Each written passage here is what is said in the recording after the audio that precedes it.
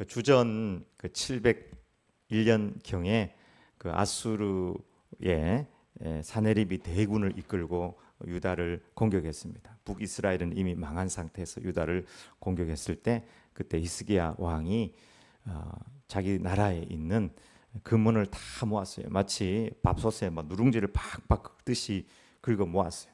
그래서 성전에 있는 왕궁에 있는 기둥의 금까지 다 벗겨가지고 또 왕궁과 성전에 있는 모든 금은을 모아가지고 뇌물로 줬어요. 그래서 은 300달란트, 금 30달란트를 다 줘가지고 마치 꿀을 먹으러 온 곰에게 꿀을 주듯이 그래 줘가지고 사네립이 돌아갔어요. 근데 돌아가고 난 다음에 이제 히스기야가 유다가 이제 애굽하고 동맹을 맺었어요. 요즘에도 보면 뭐 북한하고 러시아하고 동맹을 맺고 뭐 중국하고 무슨 저 러시아하고 뭐 한 번씩 또 뭐 동맹을 맺기도 하고 그러잖아요.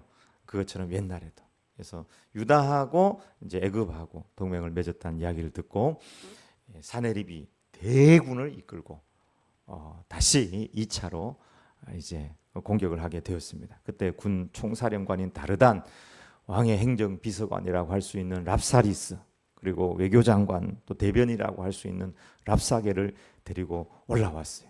그리고는 이제 가장 똑똑한 랍사게를 보내가지고 항복하라 하는 말을 전할 때 유다 쪽에서는 왕궁 책임자 엘리야김, 서기관 셈나와 또 사관 요아, 똑똑한 사람들 대표로 딱 보내가지고 이 랍사게의 말을 듣게 되는 내용이 사실은 18장 앞부분에 이렇게 나오게 되어 있는데요.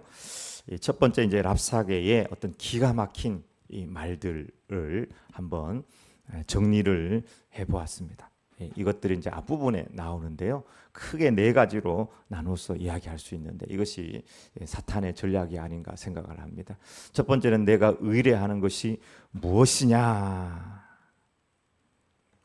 뭐 믿고 까부냐 하면서 애굽 믿고 까부냐. 애굽은 상한 갈대 지팡이다. 갈대 지팡이에 거기에 가시가 있거든요. 근데 그거에 결국 너는 찔리게 될 거다. 이런 얘기를 하게 되고 하나님을 믿는다고 까불고 있냐? 하나님 믿냐? 오히려 히스기야가 예루살렘에서만 예배하라 그러고 전국에 있는 하나님께 예배 같이 혼합주의를 끊기 위해서 그런 거거든요. 산당과 이렇게 제단 다 제거하라고 하지 아니하느냐? 하나님께 너 예배한다고 하나님 지금 화나 있는 거다. 하면서 어떤 히스기야의 개혁을 표명하면서 이야기하였습니다. 뭐 믿고 까부냐. 두 번째, 항복하는 것은 하나님의 뜻이다. 이게 이제 25절에 나와 있습니다. 하나님 우리 허락 없이 여기 올라온 거 아니다. 하나님께서 너희를 멸하라고 우리를 보낸 거다. 그것도 그냥 일반 하나님이라는 엘이라는 말 쓴 게 아니라 여호와라는 말을 썼습니다. 여호와가 너를 쳐서 멸하라고 했다. 거짓말이죠. 여러분 사탄도 때로 성경 말씀을 그대로 인용을 해요. 사탄도 사탄이 예수님을 유혹할 때 두 번째 유혹할 때 성전 꼭대기에 올라가서 뛰어내리라 이렇게 이야기하거든요. 그때 뛰어내리라고 할 때 사탄이요 성경 말씀을 암송해요. 기록되었으되 그가 너를 위하여 그의 사자들을 명하시리니 그들이 손으로 너를 받들어 발이 돌에 부딪히지 않게 하리로다 하였느니라 이렇게 말하였습니다. 성경을 암송하면서 봐라 하나님이 너 뛰어내리면은 천사를 통해서 너 받쳐줄 거야. 그때 예수님은 어떻게 이겼습니까? 예수님도 기록되었으되 주 너희 하나님을 시험치 말라 하였느니라. 하나님의 말씀으로 딱 이겨낸 것입니다. 여러분 말씀과 말씀이 딱 부딪혔어요. 이때 어떻게 저쪽에서 하나님의 말씀을 들고 올 때 하나님의 말씀을 암송하면서 올 때 이게 하나님의 뜻인지 우리가 구별해낼 수 있을까요? 제가 구별표를 저기 써놨죠. 그 첫 번째는 그가 정말 하나님을 경외하는 사람인가. 제가 보기에는 랍사게 하나님 안 믿는 사람이에요. 하나님은 경외함이 없는 사람이에요. 그냥 하나님의 말씀을 이용해 먹는 거예요.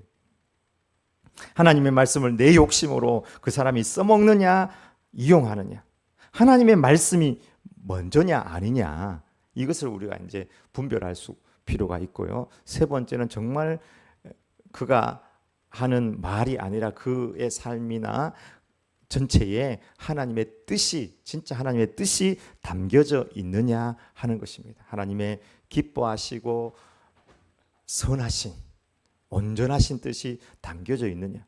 올라와가지고 지난번에는 물질 싹 걷어가더니 이번에는 올라와가지고 뺑 둘러싸가지고 완전 항복하라고 하나님의 뜻이라고 이야기하면 그게 무슨 하나님의 뜻이겠습니까? 자신들의 욕심이고 거짓말이었던 것입니다. 세 번째는 히스기야의 말에 속지 마라, 이런 얘기를 합니다. 히스기야가 내 손에서 건져낸다, 혹은 여호와를 의뢰하라, 하나님께서 우리를 건져낼 거다가 히스기야가 이런 얘기를 했을 거다. 그 히스기야의 말을 믿지 마라. 지금 누가 누구에게 해야 될 말을 랍사게가 하고 있는지 모릅니다. 히스기야가 그 백성들에게 랍사게의 말을 믿지 마라 이렇게 얘기해야 되는데 오히려요 사탄이 올라와가지고 그렇게 이야기하는 거예요.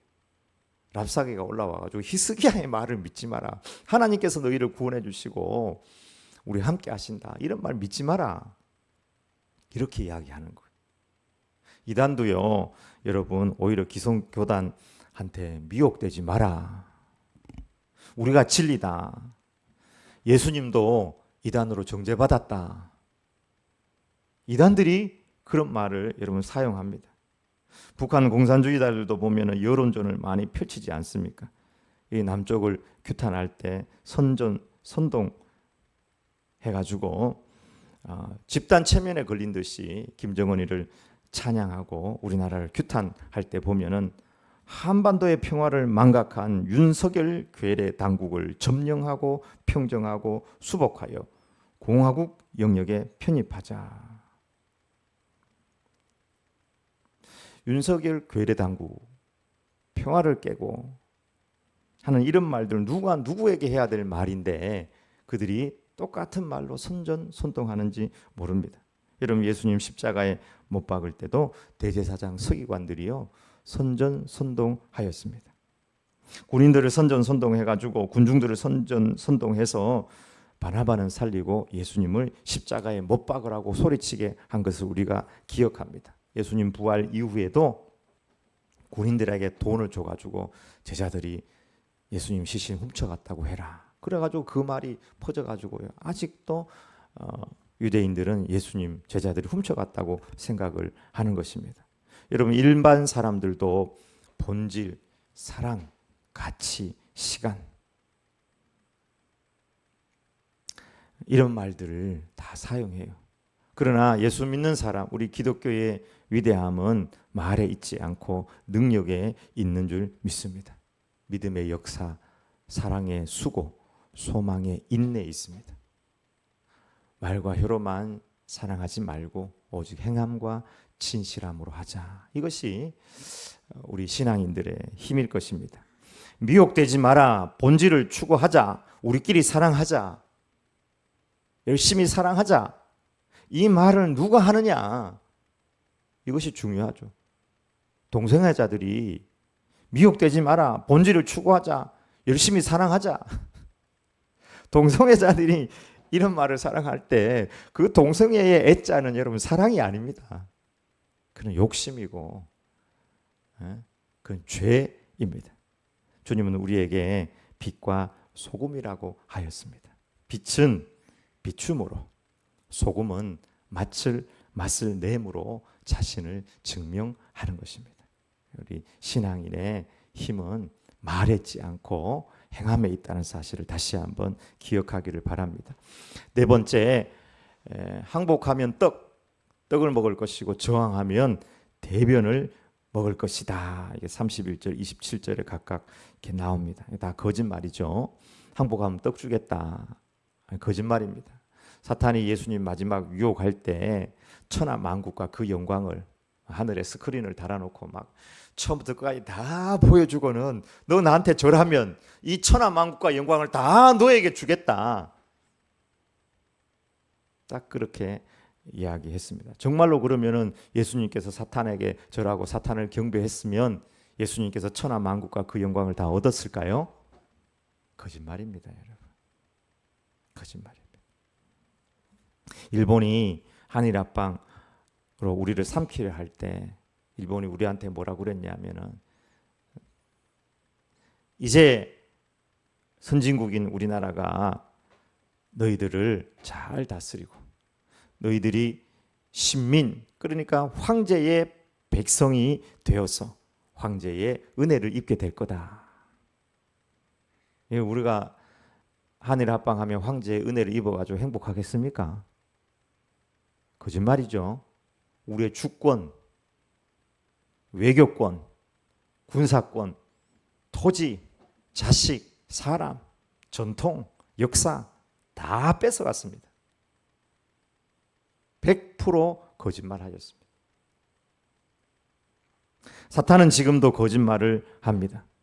하나님의 뜻을 운운하며 거짓말을 합니다. 사탄이 하는 거짓말, 어떤 거짓말들이 있을까요? 한번 요즘에 하는 사탄의 거짓말들을 살펴보면 첫 번째는 인생은 우연하게 생긴 거야. 지금 사람들이 다 그렇게 생각해요. 나는 그냥 우연하게 이 세상에 태어난 거야. 학교에서도 그렇게 배우고. 근데 성경은 태초에 하나님이 천지를 창조하시니라.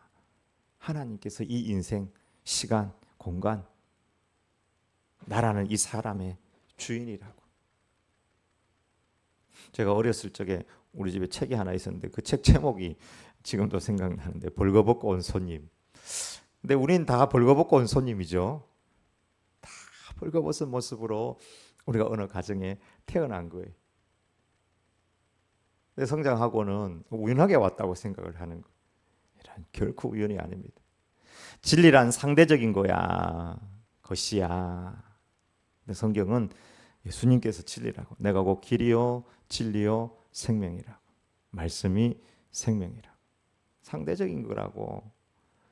성조차도 다 개인 취향이라고 인정해 줘야 된다고.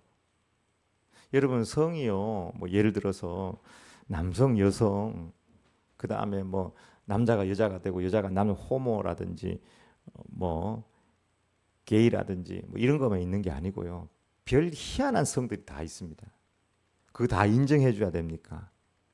소아 성애자부터 막 짐승을 막 수관하는 사람부터 시작해 가지고 다른 거 이야기하면 더 역겨운 것들이 많습니다. 이야기할 수 없는. 근데 그런 것까지 다 자기의 권리라고. 진리라는 것은 삶이라는 것은 상대적인 거야. 이렇게 이야기하는 시대가 됐어. 그 이야기하면 죄라고 하는. 다 거짓말입니다, 여러분. 행복의 기초는 돈이야. 지난 시간인가 한번 이야기했죠. 돈이 다는 아니지만 돈만한 게 없다. 참 속으로 아멘 하는 것 같은데 돈이 다는 아니지만 돈만한 게 없다. 근데 예수님은 우리에게 팔복을 이야기하면서 가장 첫 번째로 심령이 가난한 자는 복이 있나니 천국이 그들의 것이라고. 누가복음은 그냥 심령이 아니고요. 가난한 자는 복이 있나니 천국이 그들의 것이다. 딱 이렇게 이야기하고 있습니다.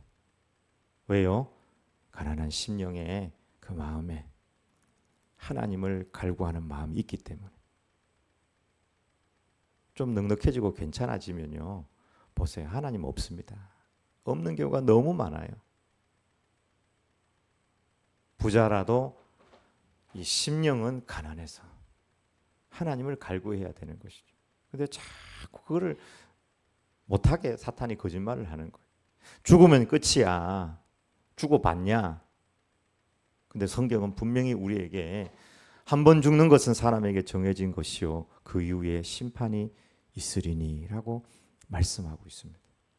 얼마나 많은 거짓이 잠깐만 돌아봐도요.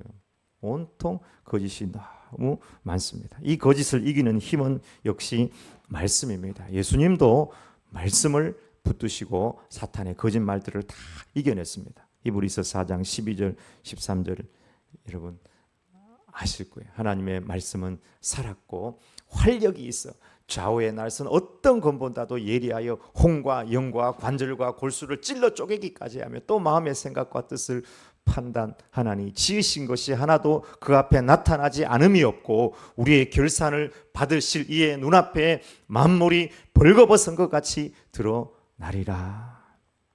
거짓말이고 뭐고 다 말씀 앞에 드러나요.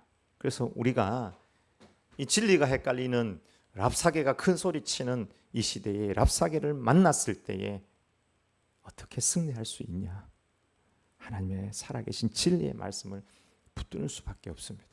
그래서 매일 하나님의 말씀을 읽고 묵상하시기를 축복합니다. 두 번째, 묵상의 영성으로 랍사개에게 맞서라. 36절 37절이죠. 읽어보겠습니다. 그러나 백성이 잠잠하고 한마디도 그에게 대답하지 아니하니 이는 왕이 명령하여 대답하지 말라 하였습니다. 이에 hil기야의 아들로서 왕궁 내의 책임자인 엘리야김과 서기관 셈나와 아삽의 아들 사관 요아가 옷을 찢고 히스기야에게 나아가서 랍사개의 말을 전하니라. 사람이 말을 해야 될 때가 있고 또 침묵해야 될 때가 있는 것이죠. 지금은 어떤 때입니까? 지금은 침묵해야 될 때. 왜 침묵해야 됩니까? 실수할 가능성이 굉장히 높아. 막 속이 뒤집히고 주먹을 쥐고 막 때리고 싶고 얼토당토하는 이야기를 하는 거예요. 대군을 몰고 와서 이렇게 둘러싸가지고는 막 하나님의 뜻을 운운하고 히스기야의 말을 믿지 마라 그러고 너희들 항복하면 떡 먹을 거고 저항하면은 똥을 먹일 거다. 너 도대체 뭐 믿냐? 뭐 믿고 까부냐부터 시작해서 온갖 이야기를 하는 거예요. 근데 유다 백성은 그들을 이길 힘이 없는 것입니다.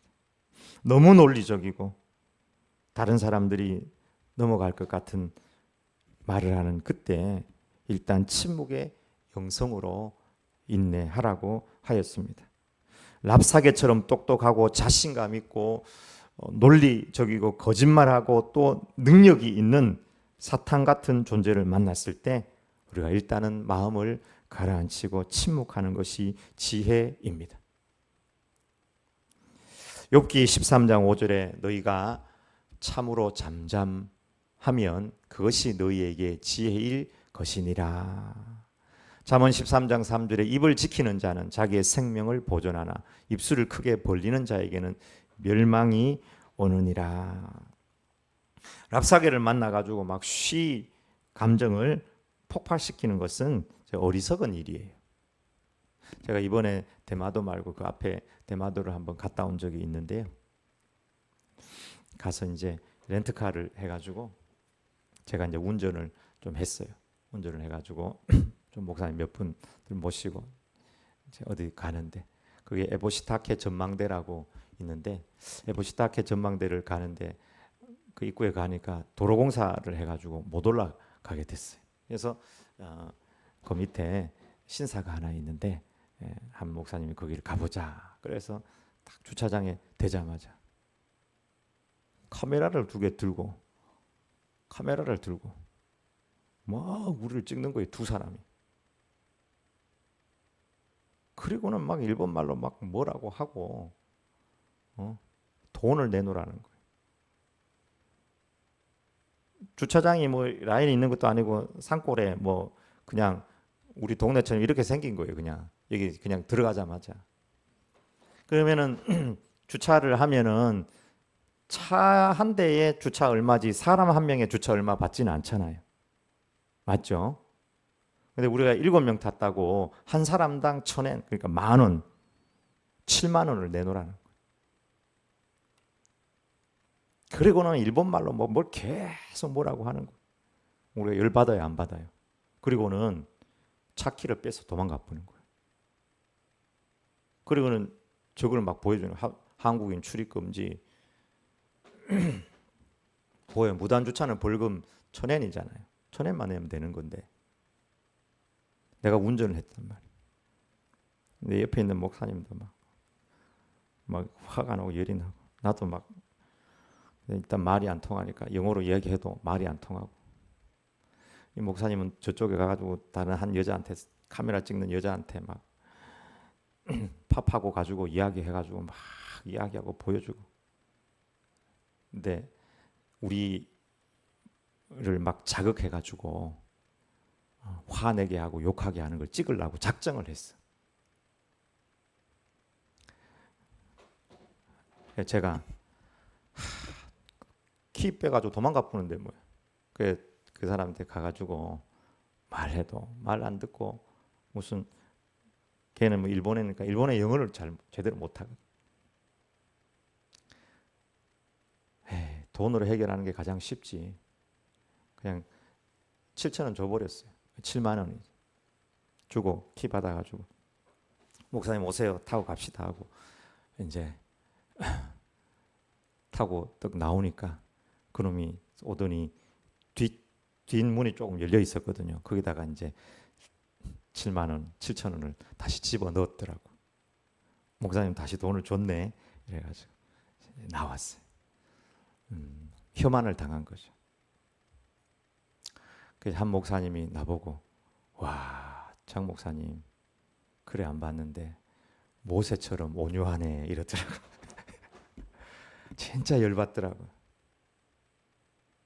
그리고 이제 나와서 나중에 이제 유튜브를 찾아보니까 우리나라 사람이 그 신사에 가서 좀 잘못된 행동을 했더래. 그 일이 얼마 오래된 일이 아니. 막 한복 입고 남의 거기서 춤추고 담배 피가지고 막 꽁초 버리고 막 이렇게 했던 일이 있어서 마치 뱀이 독이 오른 것처럼 막 독이 올라 있었던 거예요. 근데 우리는 뭣도 모르고 여기 들어갔다가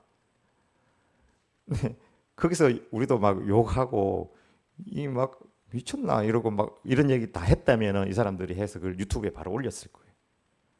국제적인 망신을 또 당하지 않았겠나.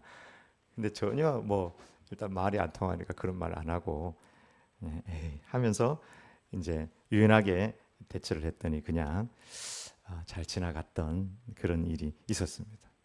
내가 말이 조급한 사람을 보느냐, 그보다 미련한 자에게 오히려 희망이 있느니라. 여러분, 침묵이 분명히 장점이 있습니다.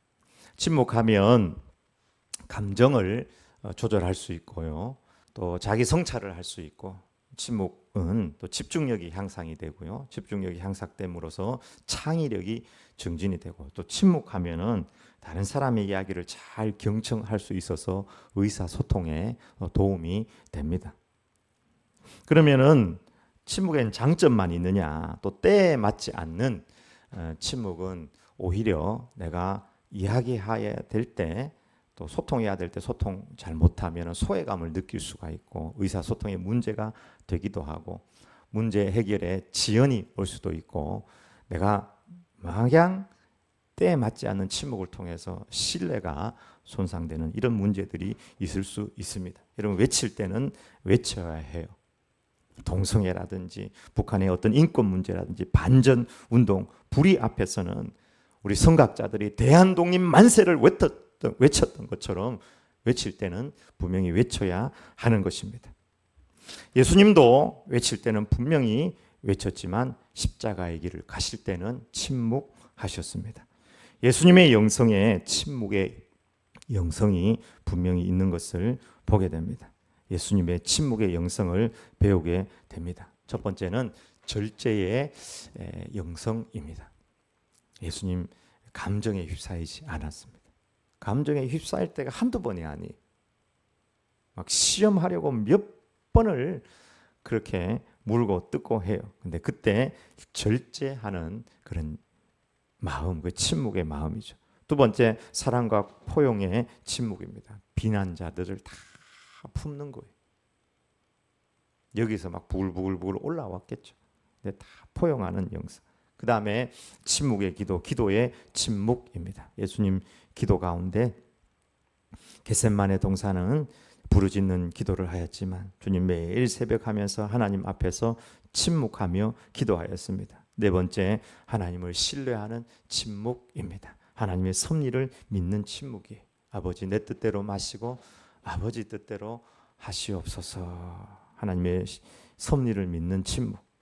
이 침묵은 예수님에게 엄청난 성령님의 역사로 작용했을 것이 분명합니다. 우리는 지금 너무 시끄러운 세상을 살아가고 있습니다. 세상도 그렇고 나라도 그렇고 경제도 그렇고 정치, 미래도 여러 모양으로 시끄럽습니다. 여러분, 우리의 내면, 여러분의 내면은 어떻습니까? 많이 분주하고 시끄럽지 않습니까? 어떤 문제를 보면 저래서는 안 되는데 막 이런 마음이 막 불불 올라오지 않습니까? 하나님 앞에서 침묵하지 못하고 내 내면이 또 시끄럽지는 않습니까? 이 모든 시끄러움의 이면에는 욕심이 있고 죄가 있습니다. 이 모든 것을 조용하게 할 수 있는 힘은 무엇일까요? 그것은 하나님을 신뢰하는 믿음입니다. 요한일서 5장 4절에 무릇 하나님께로부터 난 자마다 세상을 이기느니라. 세상을 이기는 승리는 이것이니 우리의 믿음이니라. 히스기야가 이 보고를 엘리야김과 셈나와 요아로부터 받고 난 다음에 성전으로 가서 하나님 앞에서 옷을 찢어요. 사람 앞에서는 침묵하였지만 하나님 앞에 가서는 부르짖었습니다. 성도 여러분, 여러분은 침묵을 좋아합니까? 말을 좋아합니까? 누구 앞에서는 침묵하고 누구 앞에서는 말을 합니까? 억울할 때, 힘들 때, 고난당할 때 어떻게 행동합니까? 고대 전기 작가 또 철학자라고 할 수 있는 프루타르코스, 45년의 경에서 119년까지 살았던 분인데요. 영웅전 또 모랄리아라는 유명한 책을 집필한 분인데요. 그 모랄리아 책에 나오는 말입니다. 말보다 침묵할 때 더 많은 것을 배운다라고 말했습니다. 살면서 작은 것에 더 많은 말을 하지 않았나요? 불평하고 비난하고 악평하는 것 말입니다. 아마 불평하고 비난하고 악평할 때 그때 우리의 영은 많이 어두워졌을 것입니다. 불합리한 일로 화가 났을 때 예수님의 침묵의 영성을 배우기를 축복합니다. 힘들어도 항상 온화한 마음을 가지도록 여러분 기도해 보시기를 바랍니다. 그때 마음이 밝아지고 예수님께서 가지셨던 평화가 임하게 될 것입니다. 살면서 우리가 랍사게를 만날 때가 있을 것입니다. 그때 예수님처럼 히스기야처럼 사람 앞에서는 침묵하고 하나님 앞에 기도하고 하나님 앞에 나아가서 옷을 찢을 수 있는 그런 믿음의 제자가 되시길 주의 이름으로 축복합니다. 아멘.